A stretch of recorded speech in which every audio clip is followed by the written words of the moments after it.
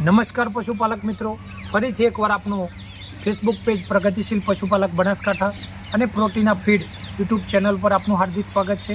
આજે હું અકબર અલી વાસન પાલનપુર તાલુકાનું ગામ છે એમના ડેરી ફાર્મ પર આવ્યો છું।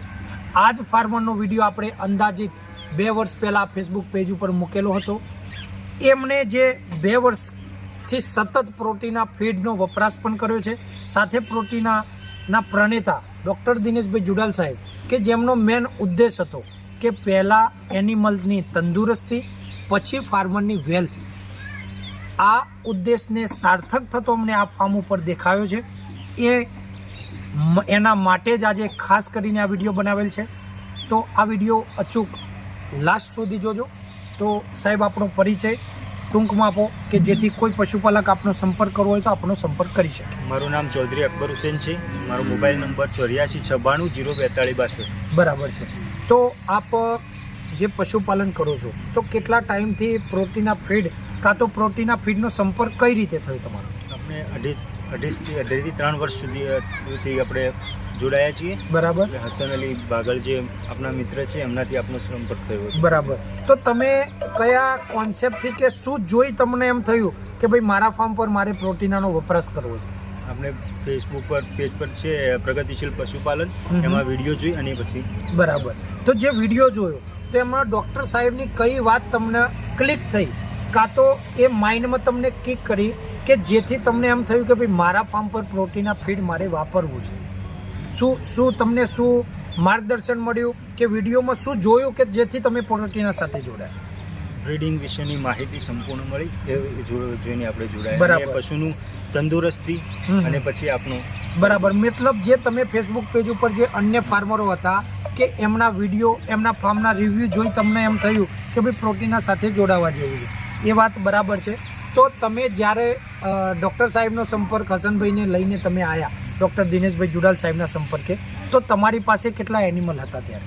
તે વખતે લગભગ મારા જોડે 8-9 એનિમલ હતા। બરાબર। તો ત્યારે ડૉક્ટર સાહેબે તમને ખાસ કે કઈ સલાહ આપી હતી તમને કે આ કરવા જેવું છે, આટલા સ્ટેપ તમારે ફોલો કરવા પડશે? શું માહિતી આપી હતી તમને?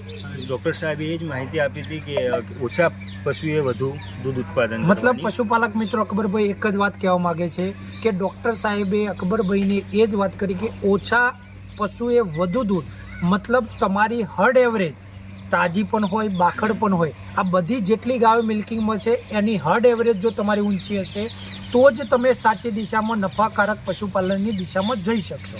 તો તમે ધીમે ધીમે એ એનિમલને શું કર્યું કે ઓલાદ ઉપર ગયા કે શું સ્ટેપ લીધા તમારા ફાર્મ પર?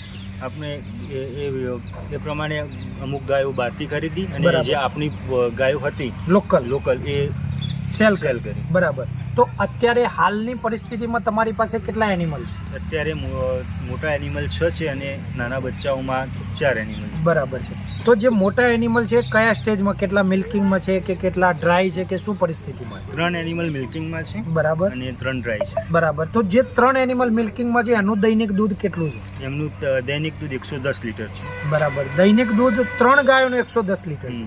બરાબર। તો એના ફેટ એસએનએફ એવરેજ શું રહે છે? 4 ઉપર ફેટ રહે છે અને 8 એસએનએફ રહે છે। બરાબર। તો તમે જે આ 3 ગાયો મિલ્કિંગમાં છે અને બીજી જે ટ્રાન્ઝિશન ફેઝમાં ચાલી રહી છે, બરાબર, તો તમે જે આ 3 ગાયોમાં આ જે ફીડનો અનુભવ જે 2 વર્ષથી, તો તમને એક્સ્ટ્રા ઓર્ડિનરી શું દેખાયું કે શું ફીલ થયું કે પ્રોટીના વાપરવાથી મારા ફાર્મમાં મને આ ફાયદા છે? પ્રોટીના વાપરવાથી છેલ્લા 2.5 વર્ષથી પ્રોટીના વાપરું છું, એમાં કે ગાયોનું પ્રેગ્નન્સી રેશિયો સારો, બરાબર, કન્સેપ્શન બોડી સ્કોર સારો રહ્યો છે, બરાબર, અને દૂધ પણ લોંગ ટાઈમ આપે, મતલબ તમારું દૂધનું લેક્ટેશન ઈલ્ડ વધી, મતલબ દૂધનું વેતન લંબાયું છે। તો પશુપાલક મિત્રો આ જ ખાસ વાત છે।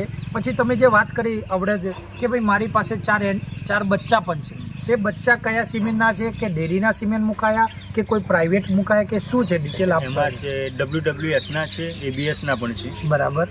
તો તમે જે મતલબ ડૉક્ટર સાહેબે જે વાત કરી હતી કે ભાઈ તમે જે ઘરે છે એમાં જે લોકલ એનિમલ છે એને સેલ કરો, પછી તમારા જે એનિમલ છે એમાં સારા સિમેન્ટ મુકાવો, મતલબ ઓલાદ ઉપર તમે એ વાતને ધ્યાને આપી પ્લસ તમે જે એનિમલ ઓછા કરી બીજા પરચેઝ પણ કર્યા, પણ એ પણ કેવા એનિમલ પરચેઝ કર્યા, ઉચ્ચ ઓલાદવાળા કે સાદા? ઉચ્ચ ઓલાદવાળા. બરાબર છે.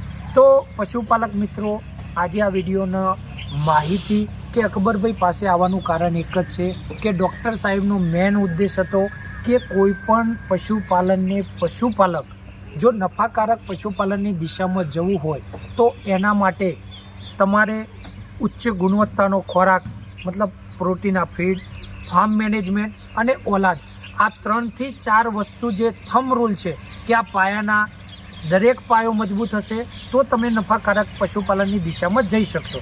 શું જે ડૉક્ટર સાહેબ તમને જે 2 વર્ષ પહેલાં વાત કરતા હતા કે ભાઈ ઓછા એનિમલે તમને વધુ દૂધ આવશે તો તમને 5 રૂપિયા કે નફાકારક વધારે નફો દેખાશે, શું એ વાત તમને સાર્થક થતી તમારા ફાર્મમાં દેખાય છે? 100%. બરાબર. તો અકબરભાઈ, અંતે આપ ગુજરાતના પશુપાલક મિત્રોને કોઈ સંદેશ આપવા માંગો છો? ગુજરાતના પશુપાલકોને મારો એ જ સંદેશ છે કે પ્રોટીના ફીડના પ્રણેતા ડૉક્ટર દિનેશભાઈ જુલાલ સાહેબ, ચિરાગભાઈ પટેલ સાહેબ, હસન અલી પરબડિયાના માર્ગદર્શન હેઠળ જો તમે કામ કરશો તો જ નફાકારક પશુપાલન કરી શકાશે. ઓકે, ખૂબ ખૂબ ધન્યવાદ અકબરભાઈ.